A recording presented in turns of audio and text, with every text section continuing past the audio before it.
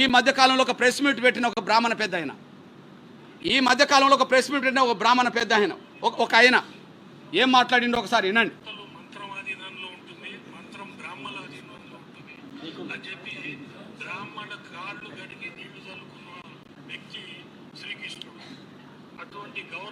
మళ్ళీ దయచేసి వినాలి, మీరు దయచేసి వినాలి. ఎవరు నమ్ముకున్న దేవుని మనం పూజిస్తాం, కానీ మనం నమ్ముకున్న దేవుళ్ళని వాళ్ళు ఏమంటారు వినండి.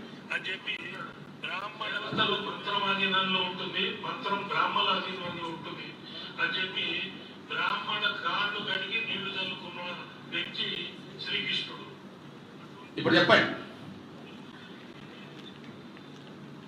మనం పూజించే దేవుళ్ళను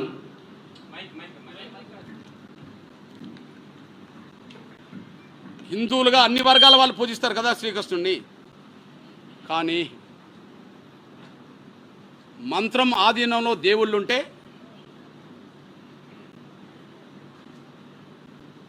మంత్రం బ్రాహ్మణుల ఆధీనంలో ఉంటుంది. కాబట్టి మంత్రం ఆధీనంలో దేవుళ్ళు ఉంటారంట, కానీ మంత్రమే బ్రాహ్మణుల ఆధీనంలో ఉంటుందంట. కాబట్టి శ్రీకృష్ణుడే మా కాళ్ళు కడిగిన నీళ్లను నెత్తిన పోసుకున్నాడనే మాట బ్రాహ్మణులు అంటే వాళ్ళ అహంకారం ఏ స్థాయికి ఎదిగిందో చూడండి. వాళ్ళు దేవుళ్ళే, మనం అనుకునే దేవుళ్ళే వాళ్ళ కాళ్ళు కడిగి నెత్తిన పోసుకుంటారంట నీళ్లను. ఇక దళితులు అంటే వాళ్ళకి ఏం లెక్క, బీసీలు అంటే, బ్రాహ్మణేతర వర్గాలంటే ఇంక వాళ్ళకి ఏం లెక్క చెప్పండి. ఇది సాక్ష్యం ఇక్కడ మీ దృష్టికి తీసుకొస్తున్నా. ఇక్కడ రాముడి తప్పని మేము అనం, కానీ కొన్ని సందర్భాల్లో బ్రాహ్మణులే రాముడి ద్వారా శంభుకుని చంపించారు. ఆనాడు రాజధర్మం ప్రకారం గంట, ఆనాడు రాజధర్మం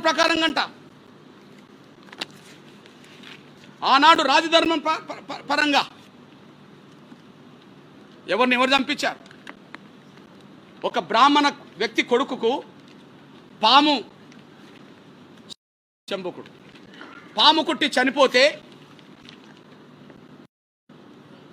రాజ్యం మీద ఉండబడే రాముడి దగ్గరికి వెళ్ళి బ్రాహ్మణుడిపై, అయ్యా నీ దేశంలో, మన రామరాజ్యంలో, మన అయోధ్య రాజ్యంలో ఏదో మహాపాపం జరుగుతుంది, మన ధర్మాన్ని ఎవరో ఉల్లంఘిస్తున్నారు, దానివల్ల నా కొడుకు పాము కుట్టి చనిపోయిండు, ఆ ధర్మాన్ని కాపాడాలంటే ఎవరు ధర్మాన్ని ఉల్లంఘిస్తుండ్రో వాళ్ళని శిక్షించండి అని చెప్పి రాముడి దగ్గరికి వెళితే ఆ రాముడు శంభుకుని వధించిన చరిత్ర ఉన్నది. ఎవరు చెప్తే రాముడు సంహరించిండు? చదువుతున్న శంభుకుని వధ. ఎవరు చెప్తే సంహరించిండు? చదువుతున్న శంభుకుని వధ. ఇది వాల్మీకి రామాయణంలో ఉంటుంది. శంభుకుని వధ చదువుతున్నా. రాముని పాలనలో, రామరాజ్యంలో ఒక బ్రాహ్మణుడి కుమారుడు అకాల మరణం చెందుతాడు. తన బిడ్డ మరణానికి రాజ్యంలో జరుగుతున్న ఏదో అధర్మమే కారణమని ఆ బ్రాహ్మణుడు రామసభలో వాపోతాడు. అకాల మరణాలు సంభవించకూడదంటే ఎక్కడో ఒక చోట ధర్మ విరుద్ధమైన కార్యక్రమం జరుగుతుందని నారదాముని రాముడికి వివరిస్తారు. శంభుకుని తపస్సు, ఆ ధర్మం ఏమిటో తెలుసుకోవడానికి రాముడు దేశవ్యాప్తంగా వెతుకుతుండగా దక్షిణ దిశలో ఒక సరస్సు దగ్గర ఒక వ్యక్తి తలకిందులుగా తపస్సు చేస్తూ కనిపిస్తాడు. రాముడు అతడిని సమీపించి, నువ్వు ఎవరు, ఎందుకు ఈ కఠిన తపస్సు చేస్తున్నావు అని అడుగుతాడు. అప్పుడు ఆ వ్యక్తి, నేను శంభుకుణ్ణి, శూద్రుణ్ణి, స్వర్గానికి వెళ్ళాలనే కోరికతో ఈ తపస్సు చేస్తున్నానని చెప్తాడు. అప్పుడు ఆ కాలంలో వర్ణ ధర్మాల ప్రకారం శూద్రులు కఠినమైన తపస్సు చేయడం శాస్త్ర విరుద్ధం భావించబడేది.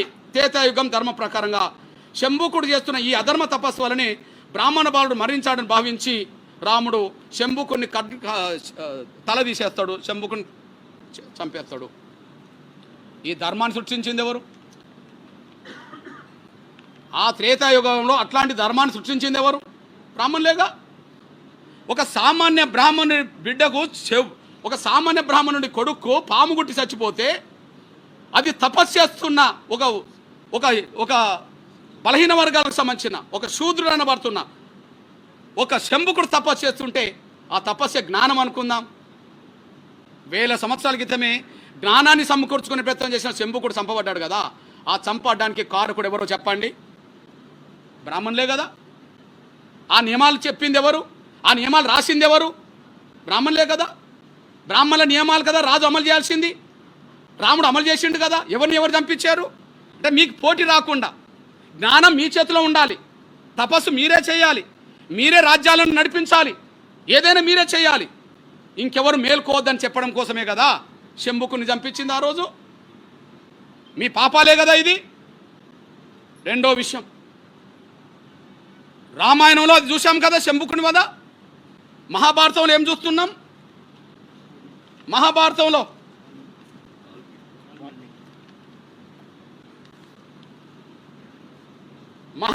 మనకు తెలుసు కదా ఏంటిది? విలువిద్య నేర్చుకున్నది ఎవరు? ఏకలవ్యుడు కదా. విలువిద్య నేర్చుకున్నది ఎవరు? ఏకలవ్యుడు. అడవిలో నేర్చుకుంటాడు కదా. ద్రోణాచార్యుడు అనే ఒక బ్రాహ్మణ గురువు దగ్గరికి వెళ్తే, నువ్వు ఒక ఆదివాసి, ఒక గిరిజనుడివి, నీకు నేను నేర్పనంటే ఆయన లేకపోయినా ఆయన నేర్చుకుంటాడు కదా. ఆ విలువిద్యలో అర్జునుడి కంటే మించిపోతాడని గమనించారు కదా. అర్జునుడి కంటే మించిపోతాడని గమనించిన తర్వాత అదే ద్రోణుడు పాండవులను నెంబడి పెట్టుకొని వచ్చి ఏకలవ్యుడి దగ్గరికి వస్తే ఏకలవ్యుడు గౌరవంతో ద్రోణాచార్యుడికి నమస్కారం పెడతాడు కదా. నువ్వు నమస్కారం పెడితే చాలదు, నువ్వు విలువిద్య ఎట్లా నేర్చుకున్నంటే నువ్వు లేకపోయినా నీ పేరుతో నేర్చుకున్నావు అని చెప్తాడు కదా. అయితే మరి గురువును నువ్వు గౌరవిస్తున్నావు కాబట్టి గురుదక్షిణ ఇవ్వాలి కదా అని అడుగుతాడు కదా. గురుదక్షిణ ఇవ్వడానికి ఏకలవ్యుడు సిద్ధపడతాడు కదా. ఆ సిద్ధపడ్డ సమయంలో ఏకలవ్యుడు అనే నా గిరిజన ఆయన బొటన వేలు ఇస్తాడు కదా. ఆ బొటన వేలు ఇవ్వడం అంటే విలు చూసి కొట్టడానికి అవకాశం లేకుండా చేస్తాడు కదా.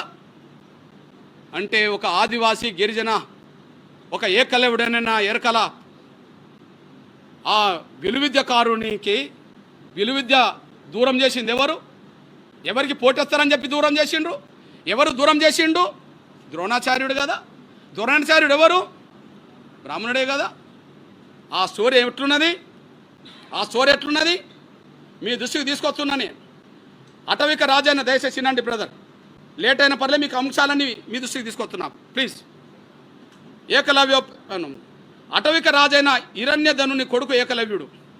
విలువిద్య పిపాసలో అతడు ఒక ద్రోణ దగ్గరికి వెళ్ళాడు, కానీ ద్రోణుడు తిరస్కరించాడు. ఏకలవ్యుడు ద్రోణుడి ప్రతిరూపం పెట్టుకొని విలువిద్య నేర్చుకుంటాడు. ఒకరోజు ఆ జాగిలాల మొఘలు సాధనలో ఉన్న ఏకలవ్యుని అటకం కలిగించాయి.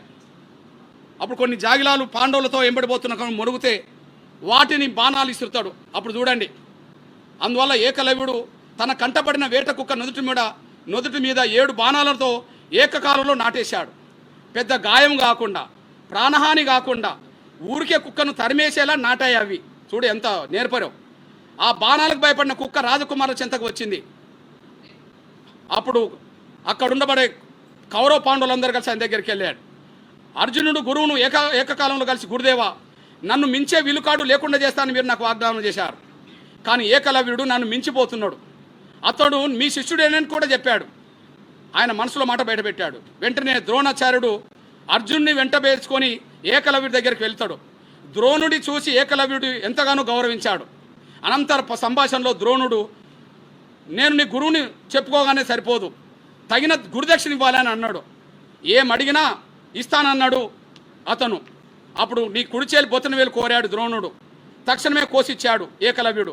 అంతటితో అతడి పని అయిపోయింది, నశించిపోయింది విద్య. అప్పుడు అది గుర్తించిన అర్జునుడు గురుదేవుడికి వేణుల నమస్కారం పెడతాడు అతను. ఇది చూడండి, రాముడి కాలంలో శంభుకుని చంపినప్పుడు ఆ శంభుకుని చనిపోయిన తర్వాత దేవదేవతలట రాముడి మీద పూలు చల్లుతాయట. దేవదేవతలు చూడండి, చూడవు ఏమంటారు చూడండి. శంభుకుని వద్ద జరిగిన వెంటనే ఆకాశం నుంచి దేవతలు పుష్పసృష్టి కురిపిస్తారు. అకాల మరణం చెందిన బ్రాహ్మణుడు తిరిగి బతుకుతాడు. అంటే మమ్మల్ని చంపితే దేవుళ్ళు పూలు చల్లుతారు, మమ్మల్ని చంపితే మళ్ళీ చచ్చిపోయిన వాళ్ళు కూడా బతుకుతారు. ఇక్కనో మా విలువిద్యను దూరం చేస్తారు. రామాయణంలో శంభుకుని చంపించింది వీళ్ళే, మహాభారతంలో ఏకలవ్యుడి బొటనవేలును లాక్కున్నది వీళ్ళే. ఎక్కడ పోటీ లేకుండా చేశారు. ఇప్పుడుండబడ బ్రాహ్మణ సమాజానికి ఎవరు ఆదర్శమో చెప్పాలంటే మీకు ఆదర్శం కావాల్సింది రామానుజాచార్యులు. మీకు ఆదర్శం కావాల్సిన రామానుజాచార్యులు, ద్రోణాచార్యులు కాదు. మీకు ఆదర్శం కావాల్సింది రామానుజాచార్యులు కానీ ద్రోణాచార్యులు కాదు. రామానుజాచార్యులు బ్రాహ్మణుల దగ్గర ఏ విద్య ఉన్నదో, ఏ మంత్రాలు ఉన్నాయో, ఏ ఉపదేశాలు ఉన్నాయో వాటన్నిటిని సమాజానికి పంచాల్సిందే అని చెప్పి అందరికీ సమాజం పంచే కాడ ఎవరున్నారు? రామానుజాచార్యులు ఉన్నారు. ఆ రామానుజాచార్యుల గురించి గొప్పగా ప్రధానమంత్రి గారు మాట్లాడుతాడు ఒక మాట, మన గౌరవ నరేంద్ర మోడీ గారు. సమాజంలో భేదాలు సృష్టించి మనుషులను వేరు చేసే ఏ మతాన్నైనా సాంప్రదాయాన్నైనా పరంపర అయినా సరే రామానుజులు వ్యతిరేకించేవారు. అటువంటి వ్యవస్థను ధ్వంసం చేయడానికి, మార్పు తేవడానికి తన శక్తిని మొత్తం దారపోశాడు. ఏ వ్యవస్థను? అసమానతలు సృష్టించే వ్యవస్థను ధ్వంసం చేయడానికి రామానుజాచార్యులు ముందుకొచ్చిండు అని చెప్పాడు. మనకు ఆదర్శం కావాల్సింది ఎవరు? బ్రాహ్మణ సమాజానికి ఆదర్శం కావాల్సింది ఎవరు? ఈయన బ్రాహ్మణుడే. కానీ ఏళ్ల మీద లెక్కపెట్టే బ్రాహ్మణ పెద్దలోమో సమాజాన్ని, అసమానత లేని వ్యవస్థను కోరుకున్నారు. కానీ 80% బ్రాహ్మణులు మాత్రం ఈ వ్యవస్థ ఇలా ఉండాలి, అందరూ మా కాళ్ళ కూడా ఉండాలి అని చెప్పి వీళ్ళు కోరుకుంటున్నారు. మేము రామానుజాచార్యులను గౌరవిస్తాం, ద్రోణాచార్యులను వ్యతిరేకిస్తాం. మేము రామానుజాచార్యులను గౌరవిస్తాం, మేము ద్రోణాచార్యులను వ్యతిరేకిస్తాం. మీ దృష్టికి తీసుకొస్తున్నా, ఈ విషయంలో మా డాక్టర్ బాబాసాహెబ్ అంబేద్కర్ కూడా, బాబాసాహెబ్ అంబేద్కర్ ఆయన రాసిన దాంట్లో స్పష్టంగా ఉన్నది, హిందూ ధర్మంలో ఎవరైనా సమతా దిశలో గొప్ప కార్యక్రమాలు సక్రమంగా నిర్వర్తించారంటే వారు సంత రామానుజాచార్యులే అని చెప్పేశాడు. ప్రధానమంత్రి నరేంద్ర మోడీ గారు ఆయననే గుర్తు చేసిండు, మా డాక్టర్ బాబాసాహెబ్ అంబేద్కర్ ఆయనే గుర్తు చేశాడు. అంటే మా అంబేద్కర్ ఎవరిని గౌరవించిండు? సమతా సమాజాన్ని కోరుకునే బ్రాహ్మణులు గౌరవించాడు. నరేంద్ర మోడీ గారు ఎవరు గౌరవించిండు? వివక్షత లేని సమాజాన్ని కోరుకునే బ్రాహ్మణులను గౌరవించాడు. మేము ఎవరిని కోరుకుంటాం? రామానుజాచార్యులను మేము కోరుకుంటాం, ద్రోణాచార్యులను వెంటబడతాం. రామానుజాచార్యులను మేము కోరుకుంటాం, గౌరవిస్తాం. ద్రోణాచార్యుల వారసులను వెంటబడతాం. ఇందులో ఉపేక్షించే ప్రసక్తి ఎక్కడ ఉండదనే విషయం కూడా మేము స్పష్టం చేస్తున్నాం. ఈ విషయంలో నేను కుల వ్యవస్థ రద్దు గురించి ఎందుకు మాట్లాడుతున్నా? ఈ దేశంలో కుల వ్యవస్థ రద్దు నేను ఒక్కరిని కోరట్లా. ఈ కుల వ్యవస్థ వల్లనే ఈ దేశంలో వేల కులాల మధ్యలో సాంఘిక సమానత్వం లేకుండా పోయింది. భారతీయులందరూ 140 కోట్ల పైగా దాటిపోయినరు. కానీ 140 కోట్ల మంది మేము భారతీయులం అనుకంటే మా కులం ఇదని చెప్పుకుంటారు. ఈ దేశంలో భారతీయుల కంటే మా కులం ఇదని చెప్పుకుంటాను. అందుకు మీకు సాక్ష్యం చెప్తున్నా. ఈ దేశంలో వేల కులాలు ఉన్నాయి. ఆ వేల కులాలు భారతీయులమనే స్పృహ కంటే మా కులం ఇదని చెప్పుకునే ప్రయత్నమే చేస్తున్నారు. కుల వ్యవస్థ ఉండడం వల్ల అందరు కులాలు చెప్పుకున్నట్టుగా నేను చెప్పుకోవాల్సి వస్తుంది. కుల వ్యవస్థ పోతే ఎవరు చెప్పుకోరు, నేను చెప్పుకోను. కుల వ్యవస్థ తీసేయాలంటున్నాం. ఎందుకు? కుల వ్యవస్థ ఉండాలని కోరుకునే వాళ్ళలో అగ్రగణ్యులు బ్రాహ్మణులే. కుల వ్యవస్థ పోవాలనే వాళ్ళలో ముందు వరుసలు ఉండేటోళ్ళు దళితులే. ఎందుకంటే కుల వ్యవస్థలో అగ్రకుల హోదా పొందుతున్నది, గౌరవాన్ని పొందుతున్నది, అవకాశాలు పొందుతున్నది బ్రాహ్మణులు. ఈ కుల వ్యవస్థలో అత్యంత అవమానాలు పడ్డది, పశువుల కంటే హీనంగా చూడబడేది దళితులు. కాబట్టి కుల వ్యవస్థ నిర్మూలం కావాలి, కుల వ్యవస్థ రద్దు కావాలని కోరుకునే కాడ దళితులుగా మేము ముందు వరుసలు నిలబడతాం. మా అంబేద్కర్ కోరుకున్నది అదే, మేము కోరుకుంటున్నది అదే. మా అంబేద్కర్ మాటల్ని లెక్క చేయలేదు కాబట్టి ఆయన మతం మార్చుకోవాల్సి వచ్చేసింది. హిందూ మతం నుంచి బౌద్ధ మతంలో చేరాల్సి వచ్చింది. ఒక స్టేట్మెంట్ వినిపిస్తా మా అంబేద్కర్ జీవిత చరిత్రలో. ఆ స్టేట్మెంట్ చదువుతాను చూడండి. హిందూ సమాజానికి నైతిక విలువలతో నిమిత్తం లేదు.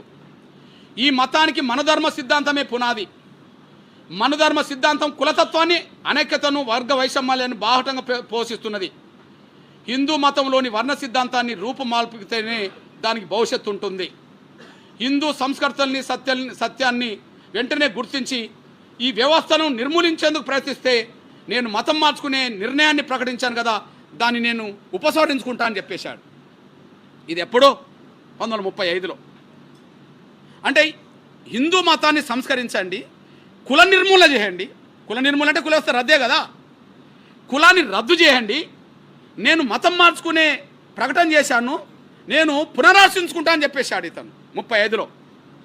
పునరాలోచన లేదు, ఇంకా దాన్ని ఎక్కువ పట్టుకొని ఊగిలాడారు కాబట్టిగానే ఆయన 1956లో బౌద్ధంలోకి పోయే ప్రయత్నం చేశాడు. 1956, 35 అంటే 21 సంవత్సరం తర్వాత ఆయన నిర్ణయాన్ని అమలు చేసేసాడు. ఇది అంబేద్కర్ కుల వ్యవస్థ రద్దు చేయాలని అన్నాడంటే దళితుడు బాధితుడు కాబట్టి అన్నాడు అనుకుందాం. దళితుడు బాధితుడు కాబట్టి అన్నాడు అనుకుందాం. మేము బాధితులం కాబట్టి కుల వ్యవస్థ రద్దు కావాలంటున్నాం. కానీ ఒక అంబేద్కరేనా? అంబేద్కర్ మొదలుకొని ఆర్ఎస్ఎస్ వరకు, ఓకే, అంబేద్కర్ మొదలుకొని ఆర్ఎస్ఎస్ వరకు కులం గురించి ఏం మాట్లాడిందో ఏనండి.